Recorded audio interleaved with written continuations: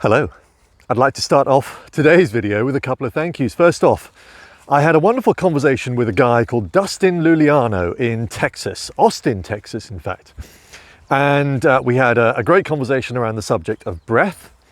And in the conversation, Dustin said, I'd love to send you a sample of my coffee from the Death Wish Coffee Company.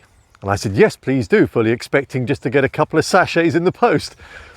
And lo and behold, today I received this huge box.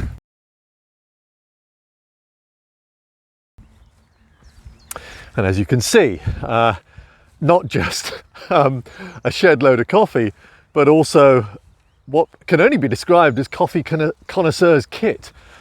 I wouldn't say I am a connoisseur, but maybe now I will be. I'm certainly going to be giving all that a go, and I'm hugely grateful for that lovely present. Thank you. I also want to thank Mark from my course recently, who, when I was suffering poor Wi-Fi in this rental that we have, he suggested getting a 4G router, which I've now done, and I think that will greatly help. As you know, I am a bit technically inept quite often, so little tips and advice like that are not only gratefully received, hugely helpful, especially for the course, where at the moment I'm still doing a lot of live videos, live webinars. So it's really important that we get good quality image and sound so that I can talk to those on the course. So again, I'm really grateful, Mark, and I will come back to you on that email for the one-to-one idea you have. Sorry I haven't replied sooner. Now, the second bit of this video is, well, first off, let's just enjoy today's beauty that I have surrounding me. This is the problem. If I start talking to you, sometimes I miss out on all this beauty. It's incredible, isn't it?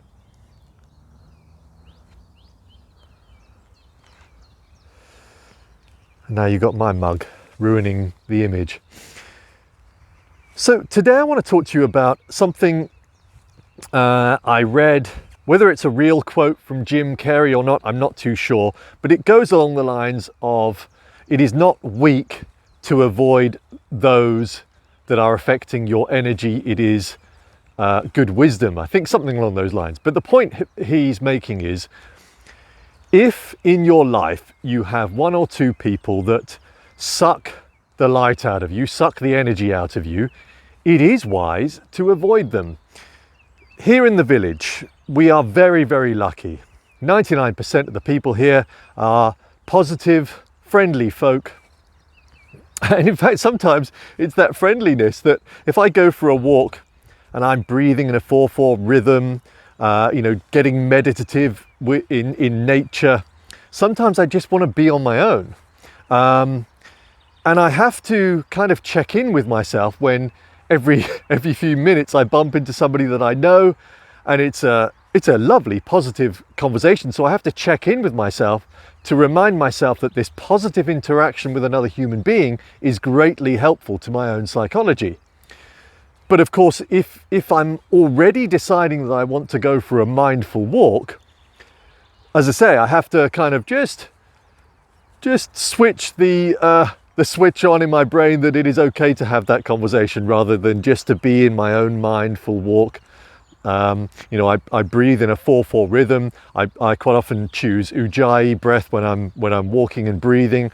I time it all correctly in the sense that every step I take becomes the beat of the breath work that I'm doing.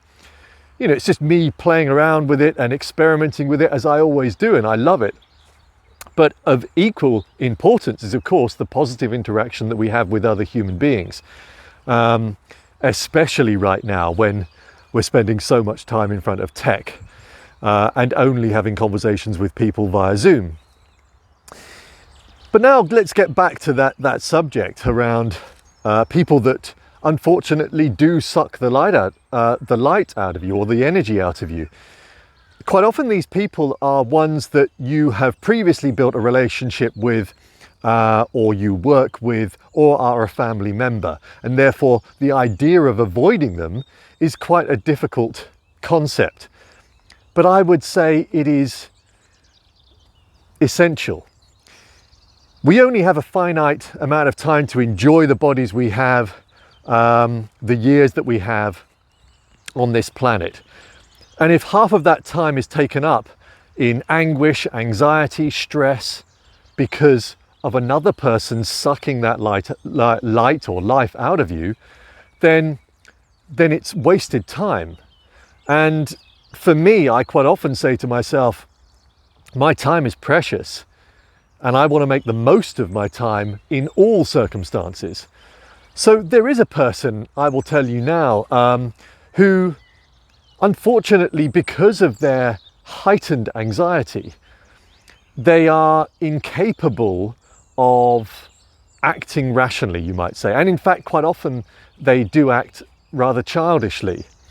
It's my wife actually that suffers more with this person, but we both have chosen recently to think that we can't help this person anymore. They have to figure this stuff out for themselves. Their anxiety is causing them to not only be incredibly rude, but to suck the life out of you whenever you're around them. So we've chosen now to ignore, avoid, because we know that that is a far more sensible and rational response to the situation. There's only a point at which you can help people before they need to help themselves, and that's where we are. So the point of this video really is to say that if you really do have these kind of people around you, it is not weak, it is not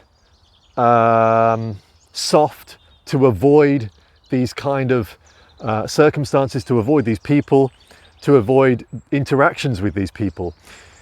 You are far more likely to create the path that you want if you create it with positive human beings that get you, that understand you, that want to be in the same energy you've created. So it's worth thinking about, because I think we all have these people in our life. There's only so much you can do though beyond, or before rather, you then have to start implementing a new strategy. What a beautiful day. Anyway, Evolution of Dave signing off. I hope that helps. Bye for now.